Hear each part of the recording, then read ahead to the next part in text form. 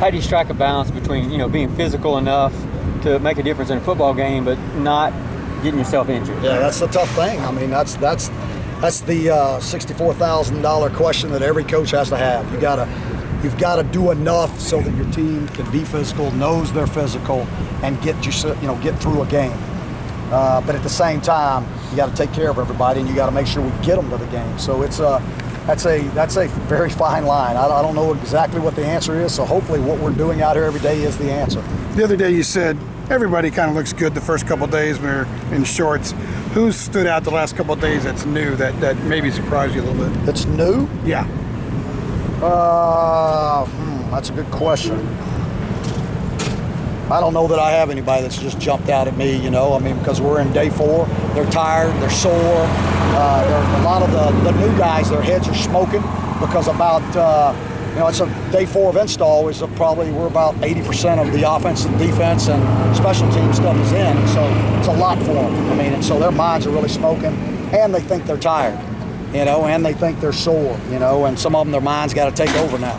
Playbook being expanded. How do you think guys react to that so far? Well, we're just in day 4, so we haven't gotten to that. We're still in base right now, so we're still installing the base, 5 days of base, and then the other stuff starts coming in. So, but I can tell you this: the recall and seeing the younger guys and how much they picked up and the job they did this summer learning has been good. How might an expanded defensive playbook help the run defense? Well, it's tremendously, because you can go from just a 7-man front to 8-man front, 7.5-man front, all the different things that you're going to need to be able to get people in to stop the run.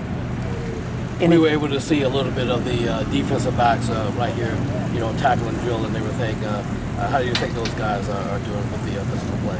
Well, you got some guys back there with a little bit of experience with Dez and MJ and Donnie and Dominique, so they've been great leaders with that group. And then they got a bunch of young guys that they're teaching them the culture. They're teaching them the way we do things here. And then when we put pads on, when they step out here, we're going to be physical. And that means every bit of practice, you better think about being physical, because that's what we're going to do. You're not going to be able to be timid. You're not going to be able to go ease into it.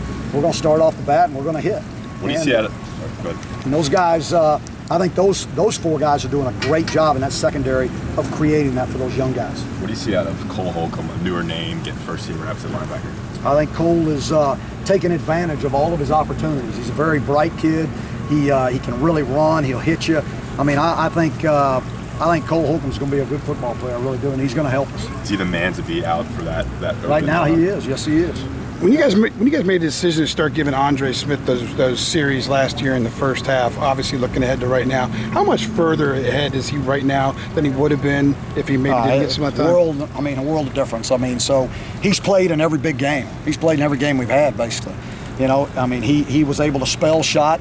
We were able to get shot off the field in times, and there was no drop-off. So now what he's doing, instead of learning now, he's taking over that leadership role at the linebacker spot. Which is huge for a dang kid that's a true sophomore. Was it kind of fascinating to watch him emerge into that role, especially as a young guy? It has been. It has. He's really, really a good football player. I think he's got a really bright future. Then you bring in Jonathan Smith, who came in the, came in the winter, and that kid is. It's the same thing. So there's no drop off there right now. So it's nice to have that situation. Any clarity yet at the right guard position? Nope, no clarity yet. That may take a while. Is it tougher to replace the leadership or production of guys like Schott and Undershot? I would say leadership.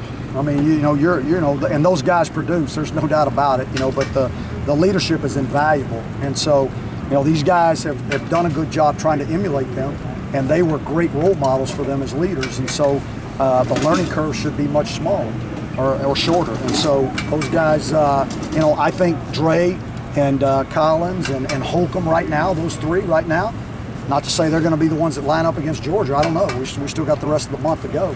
But those guys right now are I think are going to be able to produce. We talk about, the offense being dynamic and everything.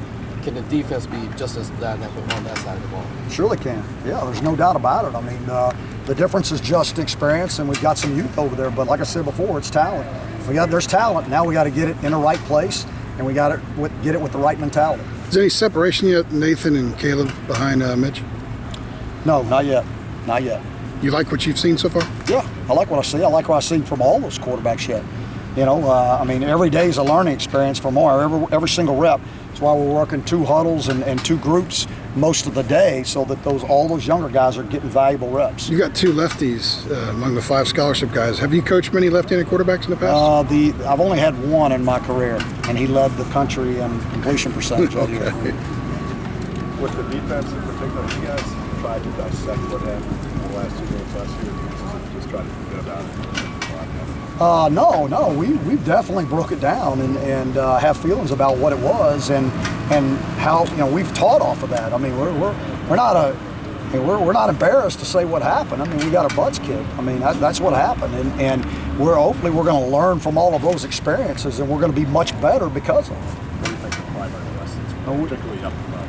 We didn't do a good enough job stopping a run, and so we needed to be able to add more packages to be able to help those guys up front. We were in base, and we got wore down. I mean, as the year went on, and teams started zeroing in on what we were doing, we give them credit. They beat us. All right, folks, thanks. All right, guys. Thank you.